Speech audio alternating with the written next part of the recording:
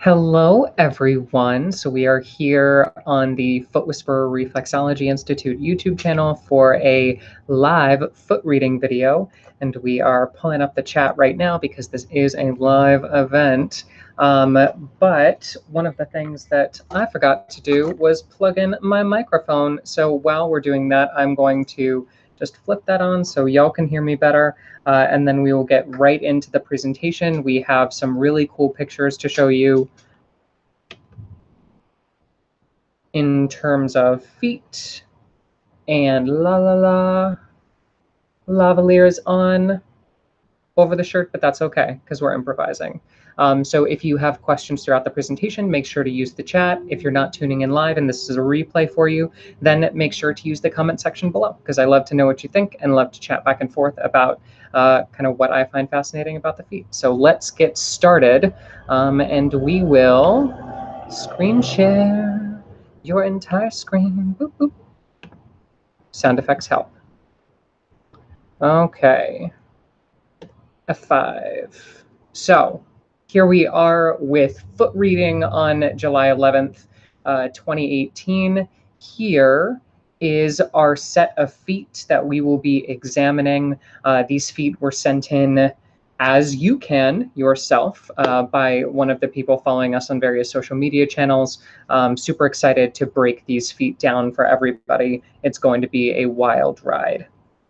So where you can actually tune into the conversation is going to be the Foot Reading and Reflexology online community group on Facebook. That's where a lot of these pictures get submitted, where the conversation is happening in that closed group, because it's only for people who are either professionally or personally involved with footwork, have that curiosity for studying reflexology and foot reading.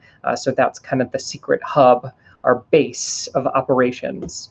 But in this video, we are going to take the pictures that you all submit, and I'm going to explain what I see, what I would say and also not say to particular clients. Sometimes it's important not just to outline what a consultation would look like, but also what I would omit and what I would not say during a session, because that is also super important. And then what to do about it, because we don't just want to read the feet, we also want to give somebody an actionable outline of what they can do to move their life from point A to point B. And that is a very important part of the work, not just the assessment, but the action items post-assessment. That's what really creates the consultation approach to this work. So let's talk about context and story. When we're reading feet, we always want to make sure that we understand that there's a story here.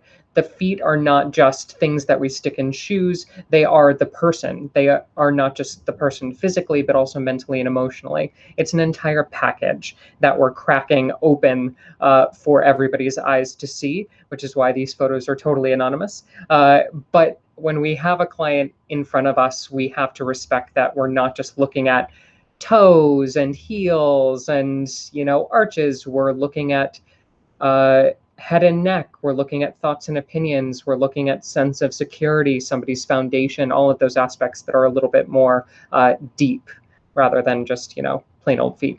We're going to look at some contradicting markers in this video. We will also look at some very interesting personality stuff, very cool examples of how both the physical and the mental emotional coincide within a single marker. And then focusing on actionable steps. With this person, because we have so many contradicting things and so many things stacking on top of each other, we're really going to need to focus on what is the one thing that they can do on their own to really take their lifestyle to the next level. Okay, so let's jump on into it, everybody. Here are the pictures of the feet once again. So these were the dorsal aspect, the top aspect of the feet that are submitted. And let's pick out some markers. Normally we just do top 3 because that's what I really want to drive home. If you're going to be nitpicking all over the place, it often creates confusion for you and the client. But here we're going to delve into some pretty specific markers that will then reinforce in other slides. So you'll see a lot of interweaving happening, but not just focusing on those top 3.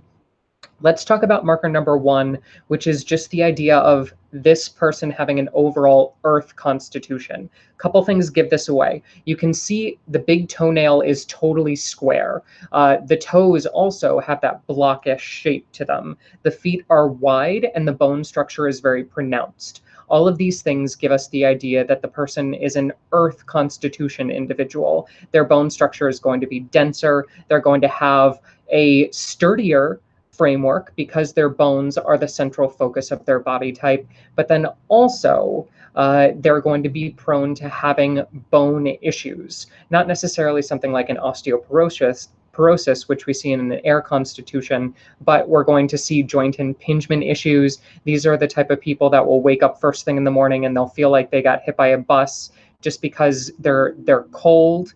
It takes a little bit for them to warm up.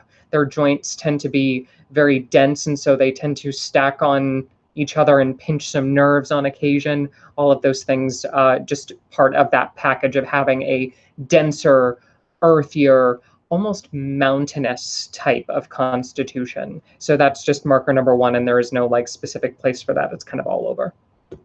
Marker number 2, though, we can totally point out, and it does get backed by the idea of the earth constitution. So let's look at the shoulder reflex. Shoulder reflex we know is in horizontal zone 2, vertical zone 5. Vertical zone 5 being anything that's in line with the fifth toe, and then horizontal zone 2 being the ball of the foot just underneath the toes. So we're looking at the most lateral portion of the chest space here, which is the baby bunion, or the if we wanted to be super anatomical about it, we could talk about this being the metatarsophalangeal joint, where it is the distal head of the fifth metatarsal meeting the proximal phalange or phalanx of the fifth digit. A little bit of fun anatomy stuff, but we can see that this reflex is very pronounced. It's actually going outside of the boundary. You can see that little bump. And that indicates that the shoulders are going to be both physically prominent and prominent injury-wise. They might not have injured the shoulders per se, but they may feel like chronic tension in the shoulders. The body is just saying, yoo-hoo, look at me, literal bone deviation here. That gives you a clue as far as what is going on within their body structure. Marker number 3 plays into this marker because we're in the same vertical zone. Kind of reminds me of a chessboard, how we're looking at different cross sections. So this is in the same vertical zone, so it has that same influence of vertical zone 5. This means 2 things. We'll start with the physical stuff, and then we'll kind of wrap these 2 markers in mentally and emotionally. The physical stuff is that vertical zone 5 represents the influence of the lower body. That's going to be your leg, your knee, everything in that zone 5 base of support structural foundation. This is influencing the neck because the toes represent the neck space. So the fact that this fifth toe on either side is stunted, slightly lower than the other toes, means that this person's lower body will be weaker, which will influence the neck to fall out of alignment more easily. Do we see how I came to that conclusion? Shorter fifth digit means a lesser energetic kind of oomph from horizontal zone, in horizontal zone 1 from vertical zone 5, using that grid system. And this also makes sense because then we look back to the shoulder reflex, and the shoulder reflex is actually overactive. So it's like the neck reflexes have become underactive, and then shoulder reflexes are trying to bolster up the neck in that space in order to try to compensate for the deficiency. Super fascinating. So it's all stemming from that vertical zone 5 influence of the lower body. But if we wanted to flip this around mentally and emotionally, we get really exciting personal stuff. So the shoulder reflex is also vertical zone 5, horizontal zone 2, meaning somebody's sense of security and how they're moving forward is influencing their emotional space to basically become larger than it should be. Great way to think about this is the shoulder reflex. When the shoulder reflex becomes prominent, it often means that the person is prone to shouldering the burden of other people, but they are always going to be the one that takes responsibility for the people around them. Pair that with the stunted fit digit, which means somebody's thoughts and opinions being influenced by their sense of security and how they're moving forward. We get this idea that their vision for the future, the way that they look towards their sense of security moving forward in their headspace, is actually stunted. So they live very moment to moment. This is a person who constantly puts out the fires of those around them and cannot see into the future for like 5 years ahead to do that long-term goal setting, goal planning, because they're too busy in the present moment taking care of everybody else. So we see some physical, but also some personality traits starting to come to the surface, which I find super fascinating. And then we have marker number 3, which is going to back all this up. So marker number 4, sorry. Marker number 4, we can see the neck and thyroid reflexes have actually kind of collapsed. You see the skin is kind of folding over. It's almost like the area has been deflated slightly. We also have, we've covered this in previous videos, that nice horizontal slice right across the middle of the toe, representing weakness in the neck. So the neck is weak on all fronts. We can see that as a kind of echo of the stunted fifth digit, but then also how this corresponds to the other 2 markers is when you have signs of excess and deficiency, there's always going to be the give and the take. So with vertical zone 5, we can see that there's excess in the shoulder, but deficiency in the neck. Here, we can see that there's actually excess in the earth constitution. Earth constitutions tend to hold on to resources. They tend to be prone to things like hypothyroidism, just because their metabolism tends to be very low and slow burning. Fasting is a great protocol for them in that way. But then here we see that the thyroid area and the neck area has really become deflated. So it's that excess of constitution, but that deficiency of the glandular reflexes and the structural reflexes, the nerve innervation that would actually help to counterbalance that constitution, really delving into the deeper aspects with that one. But you can see how there's that theme of always where there is excess, there is a counterbalancing deficiency, and we see 2 examples of that here. Everybody with me so far? Type yes in the chat if you're following along. Okay, here is where we get into the crux of this pair of feet, because we have this beautiful contrast of validating markers, which, if you're like, Sam, this is just a weird outside view of the feet, just wait. I promise it will get 10 times more exciting once I tell you what I see. Okay, vertical zone 5. We've already talked about vertical zone 5, right? Stunted fifth digit, shoulder reflex. Yep, everybody's following along in the chat. Absolutely love it. Look at the right versus the left side here. On the right side, we have this line of redness. You can see the skin is more like somebody has deflated it again. You can actually see a red pock mark. You can see the callousing, the dryness starting to build up, versus on the left side, you can't really see that so much, right? We see that contrast from right to left. So what this tells us is that vertical zone 5, although it's a systemic issue because it's on both sides in horizontal zone 1, zone 2, we can see that it's actually been a more active theme in this person's life in the past. I'd give this maybe about 6 months timeline-wise, but we can see that in the present, shifting to the left side, that the stressors have alleviated. It's no longer as big of an issue. So with vertical zone 5 being a constant theme here, this marker from right to left gives us contrast, saying not only is this a reoccurring theme, but it's actually recently had a flare-up, which means that all of those right side vertical zone 5 influences of the lower body on the right side, so that's right knee, all muscles of the right leg, potentially sciatic issues as well on the right side have been flared up, have been active, have been on fire, but also very weak, dehydrated. We can see so many markers there. But then we look to the left, and the left side doesn't seem to be effective. So symptomology local to the right, and then also past, present, mental and emotional stuff. So in the past, their sense of security has actually been super overactive, very fiery, very fatigued, a lot of movement happening for this person over the past 6 months, potentially injury, especially since we see that little red pockmark in horizontal zone 3, so potentially a career shift that occurred, but everything has settled down in the present moment. Left side is much cleaner. The skin is much more calm, not as much callousing and dryness as the opposite side. So definitely something to consider when you are consulting with this person. Hey, you just got through a really tumultuous period. We need to have a conversation about this because it's still being held in your body.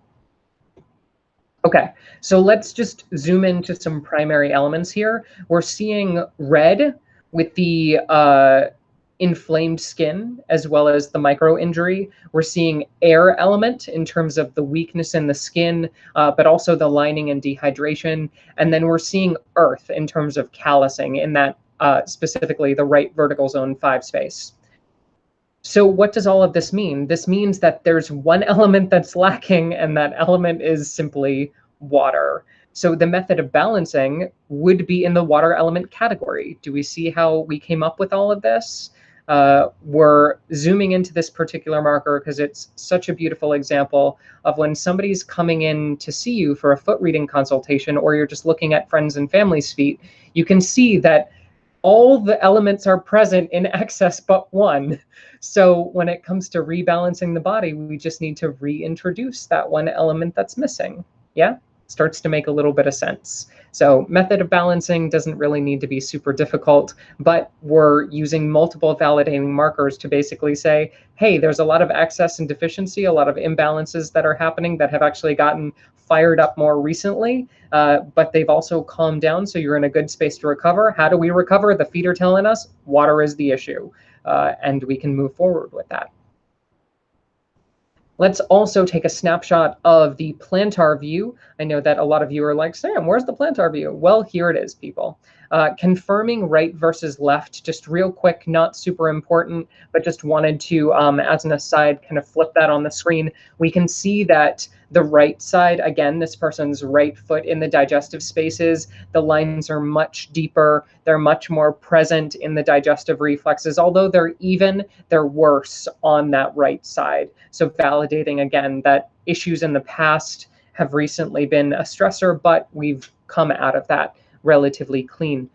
As an angle aside, because you can see that the light is kind of shining on that right foot, so it's not a stellar example because that shadowing is exaggerating it just a little bit, but we can see that the lining is largely in horizontal zone 3, horizontal zone 4, so digestive irritability. When we see the waves in the reflex, that's kind of what's happening in the corresponding reflexes. So the ups and downs are very much in this person's gut, so we would need to calm that down. Any ideas on how we would calm that down? We've already talked about it, hint, hint, but that's in the next slide. So just to circle that, we can really see horizontal zone 3, 4, sign of irritable bowel stuff. Okay, putting it all together, let's wrap all of this up in a nice, neat, pretty bow and kind of talk about some physical, mental, emotional, and methods of balancing, shall we? So the physical side of this equation, physically, after a major period of physical stress in the lower body, remember vertical zone 5, it's now time to recover through hydrating and nourishing activities. That's basically the physical equivalent of everything that we just saw. Internally, sense of security stressors are still lingering in the nervous system. Again, probably 6 months ago is when the stressors really were at their peak and started to come into the surface. But more recently, because they're not present on the left, they've dissipated. So although an internal framework is good, like her bone structure is very prominent earth constitutions, like they can withstand a lot of stuff, but the daily details are taxing to the system. The nervous system and the soft tissues of the body are still struggling to keep up. This is something that we really want to make sure that although they could totally carry on, although they could, act like nothing fazed them and put the cart back on their shoulders and start trucking away at it, we want to remind them that, hey, like you can't just flip a switch in this situation. You need to remember to take care of yourself and allow yourself that recovery time. Methods of balancing. Hydration is going to be the first step increasing fluid intake paired with regular meals to calm, nourish the digestive irritability are required. So we're taking that idea of hydration, but also based on what we saw in the Plantar service, the need for regular, consistent, nourishing meals. Again, part of somebody's personality profile who can't look into the future to plan, but also who tends to shoulder the burden and fight the fires that everybody else is causing, they're going to be taking care of themselves last. So we really want to drive home that it's not just about drinking water to put out the internal inflammation and soothe and soften the tissues that have already been compromised and are on their way to recovery, but we want to remind this person that, hey, if you're feeling out of sorts, it's going to be the fact that you have not eaten anything. And for those of you that have followed the videos and for those of you that are my live students, you know what's coming next. Protein bars and smoothies are not meals. So it's not as simple as grabbing that quick to-go salad, actually prepping, cooking, eating meals that are nutritious and tasty as well so that the body can absorb it properly. Really, really important. Then we can start to work on the soft tissues and they will begin to heal and release the joints with any excess pressure. So with fire, air, and earth being the primary elements at play here, we need to counterbalance those forces with cooling, hydrating, calm, and dark rest influences. So all of those watery methods of balancing. That's not just physical hydration. That's going to be, if somebody wants to think of movement, it's going to be restorative yoga, preferably something that is going to be yin-based, not taxing on the body, super anti-inflammatory, not flowing, but instead any excuse to lock themselves into a dark, quiet room, preferably with an IV drip of fluids. All of that is going to be super duper important as we bring this person back from the brink of setting themselves on fire. All of that is going to be the theme of those watery, feminine, dark, nourishing influences. Make sense? Give me a thumbs up in the chat if you're agreeing with me. Just as a quick note, here's what didn't make the cut in this foot reading video. Here we have the medial view of the feet, which was submitted.